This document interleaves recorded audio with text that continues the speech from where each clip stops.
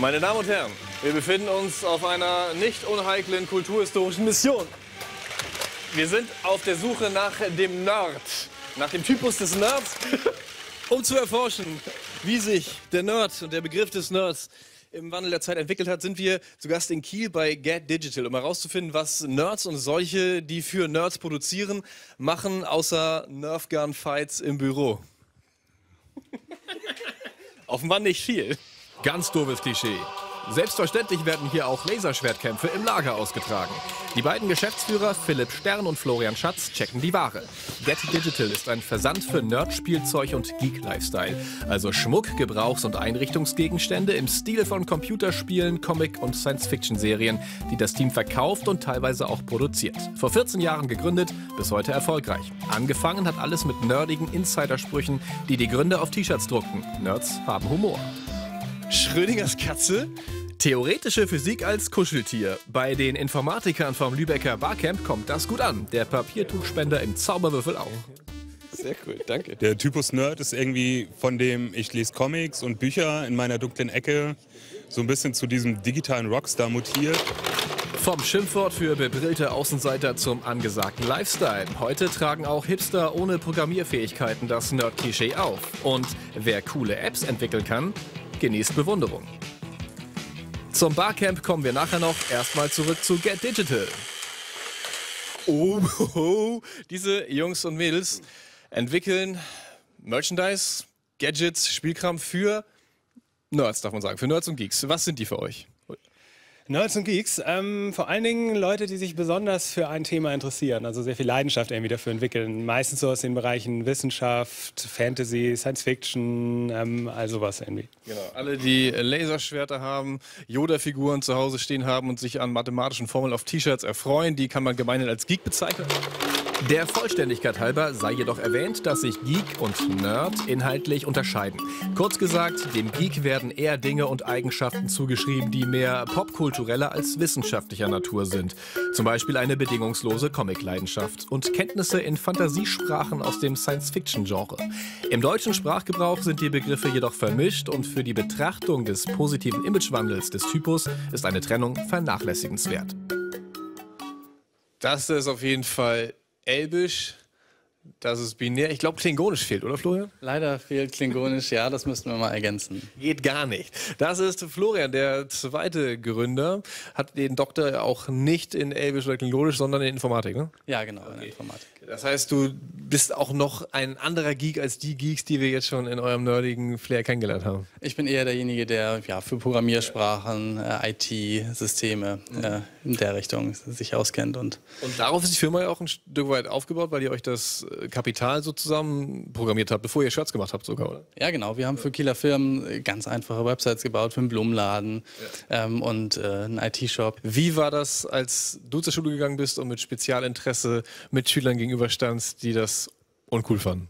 Also damals war es nicht normal, dass man einen Computer hatte und auch nicht mit dem Handy an der Seite rumgelaufen ist. Das heißt, damals war man schon ein bisschen Außenseiterposition, aber man wusste natürlich, dass die Technologie in der Zukunft kommen wird und hat es entsprechend gelebt. Ja, es gab so unterschiedliche Gruppen irgendwie. Es gab so die Nerds und die coolen Leute.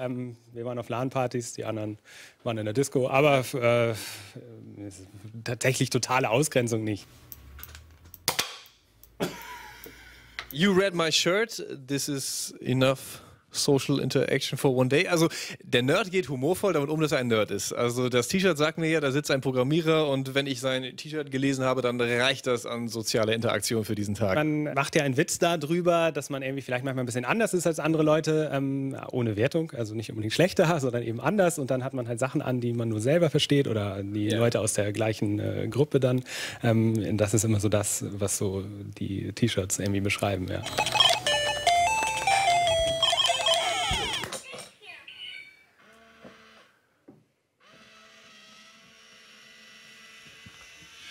Nerdkram. Jemand, der sich das in die Wohnung gestellt hätte, war verdächtig, ein Streber zu sein. Heute ist es so, dass sogar Leute, die nichts am Hut haben mit Computerprogrammiererei oder auch niemals Firefly gesehen haben, sich sowas hinstellen würden. Was ist das für eine Entwicklung? Wie gut ist sie für euch?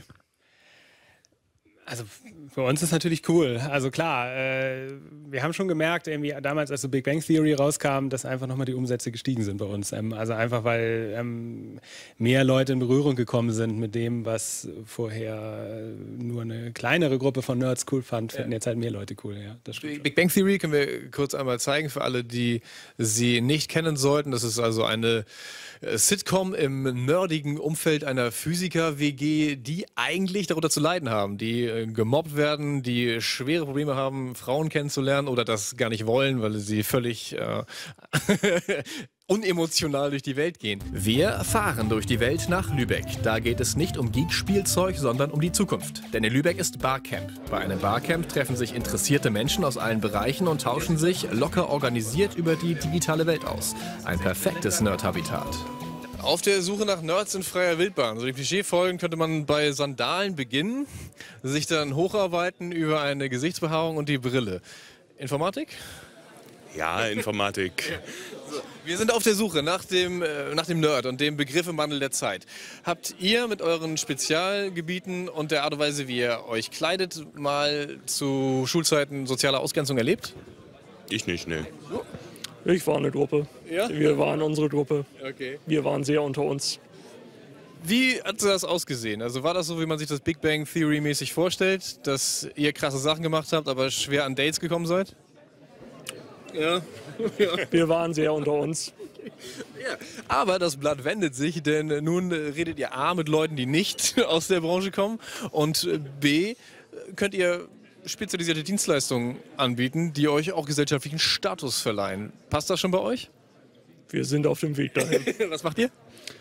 Wir arbeiten an der Uni und arbeiten dort an der Forschung der Zukunft und versuchen, die Welt zu verbessern. Na, es ist ja immer die Frage, was der Begriff eigentlich bezeichnet. Irgendwie hat es angefangen als Schimpfwort, wo man gesagt hat, die sind irgendwie komisch, die machen irgendwie seltsame Dinge. Und dann hat sich halt ergeben, die Gesellschaft braucht diese seltsamen Dinge mit mal. Und so inzwischen bezeichnet sich ja auch jeder irgendwie als Nerd und es bezeichnet jetzt mehr so jemanden, der in der Lage ist, sich mit bestimmten Spezialinteressen auseinanderzusetzen. Hat ja nichts mehr mit der IT-Branche zu tun oder mit Informatik im Allgemeinen. Bezeichnet ihr euch selber als Nerd und wenn ja, mit so einer stolz und trotzigen Selbstironie oder im Wortsinne? Durchaus beides, glaube ich. Und durchaus auch irgendwie selbstreflexiv, ja? So, dass man sagt, das war jetzt vielleicht auch zu nerdig, um es irgendwem zu erklären, ja? Aber auch schon durchaus mit Stolz, ja. Also ich muss ehrlich gestehen, in meinem Studium, da denke ich immer klassisch an eine Person direkt. Das ist so ein typisch klassischer Nerd, wie man sich den vorstellt. Den könnte man auch in einer Softwarefirma nicht an Kunden lassen. Also den würde man hinter verschlossenen Rollos auch verstecken, auch wenn er fachlich hundertprozentig gut ist. Es gibt die noch, aber das war wirklich bei uns im Studiengang auch eine Rarität schon. Also den meisten Menschen von uns, sage ich mal so, sieht man es auf den ersten Blick auf der Straße nicht an, dass wir jetzt irgendwelche Nerds sind. Ja, aber sobald du ihnen Würfel hinhältst, dann merkst du es. Den behalte ich auch. Ein Thema des Barcamps war die digitale Agenda Schleswig-Holsteins und die Frage, wie man dem sehr relevanten Problem begegnet, dass ein Teil der Bevölkerung noch im technischen Vorgestern lebt und der andere im Übermorgen. Deswegen sagen wir auch, alle kommt. Auch gerne die etwas ältere Semester. Es gibt eine Untersuchung, wonach nur 15% der Deutschen in der Lage sind, eine handfeste Internetrecherche durchzuführen.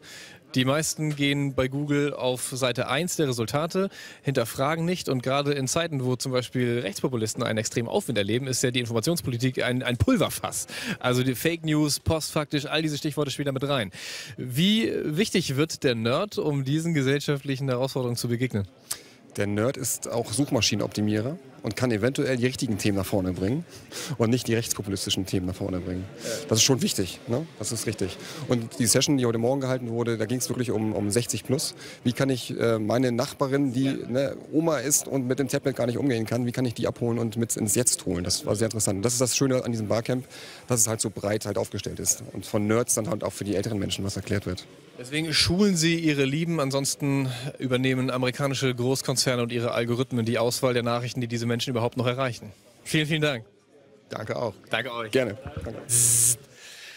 Florian hat auch interessante Strategien für Messen entwickelt. Die sind nämlich gar nicht nur Spielzeug, das ist Wirtschaftsstrategie, oder? Ja, genau. Wenn wir einen Messestand haben, dann locken wir damit immer die Leute von den Gängen zu unserem Stand. Ja.